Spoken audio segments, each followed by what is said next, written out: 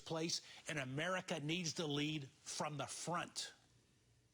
Joining me at this time from Washington, D.C. is the director of a group called The Culture of Alarmism, Julie Gunlock. Ms. Gunlock is also a former member of the Senate Homeland Security Committee. Julie, welcome to the program. I'm so thrilled to be on. Thank you. So, Julie, tell me, it's remarkable to me how day in and day out this whole story on the Malaysian Airlines seems to change. For one day it's terrorism, one day it isn't, then it's back to terrorism. It's remarkable given all the technology that we have that we can't narrow this thing down. Yeah, it is honestly one of the strangest stories I've ever heard about, honestly, and I feel so sad for the families because you imagine these families, they want to know what's happened to their loved ones, and they're sort of hanging on to this sliver of hope that they'll be found alive. I certainly don't think that's going to happen, but it's just a terrible day for these families. Yet another day goes by where they don't know the answer. It really is, and of course there are those who are saying, and I think it makes sense that when there's confusion and uncertainty, typically it's the simplest explanation which ends up being the right explanation. Yeah. Yes, and look, these sort of conspiracy theories have cropped up, and look, this is this type of story it's the perfect incubator for these kinds of conspiracy theories. But really, I mean, we do have quite a lot of information. It looks like now someone intentionally took over this cockpit, whether it was one of the crew members or someone from the passenger list, they're not sure. But the plane showed wild variations in altitude. They're now saying that it was using maneuvers that jets use, trying to avoid, hugging the terrain, trying to avoid radar. I'm not sure, obviously, I don't think anyone, knows what happened, but I think this is clearly pointing towards an act of terrorism, hijacking, and I don't think it's going to end well. I think, whether it ditched in the ocean, I think it's not going to end well for those families. All right. Well, let me ask you this, Julie. Do you agree with my premise that, hey, we have oceans on the left and right, friendly neighbors on the south and north, and we're insulated from a world that is really a horrific world. And maybe that's what allows us to focus on things that really don't matter so much, which is what the culture of alarmism where you work at sort of rings the bell on, so to speak.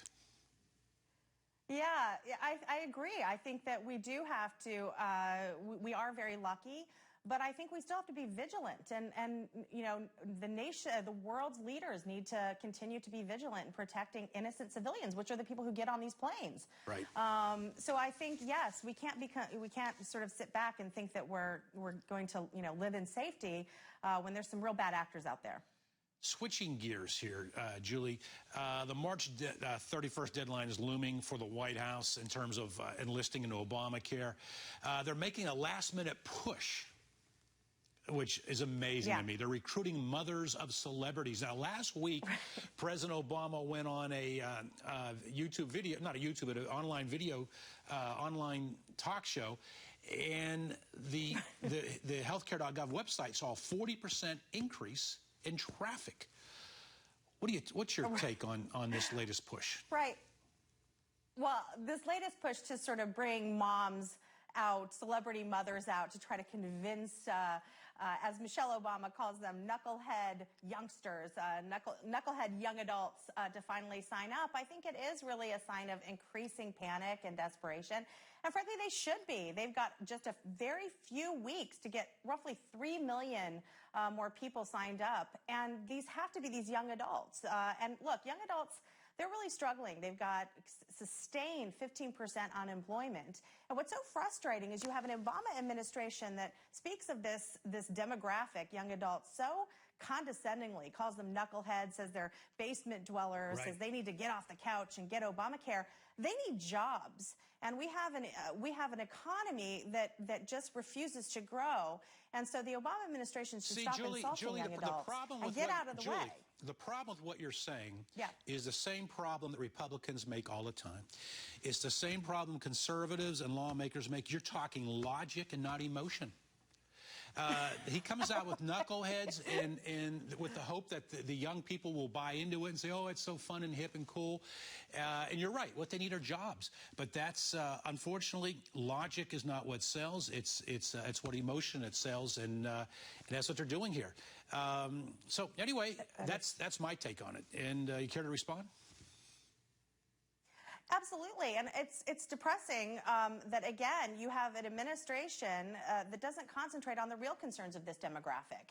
They need jobs. The reason they're staying in their parents' basement, they don't want to be there. It's because the Obama administration continues to pursue policies which is keeping businesses from growing. Right. They've got Obamacare taxes and regulations. These businesses are hunkering down. They want to get through the Obama administration and get through to a business-friendly administration which will allow their businesses to grow. All right. Well, Julie Gunlock, from the director of the Culture of Alarmism, thank you for joining us and giving us your perspective, having been a former member of the Homeland Security Committee in the Senate. Thank you for joining us and giving us a take on this Malaysian Airlines tragedy and the latest on the Obamacare. Thanks for having me. All right. America's toughest sheriff is in the news, and he joins us on the other side of this break.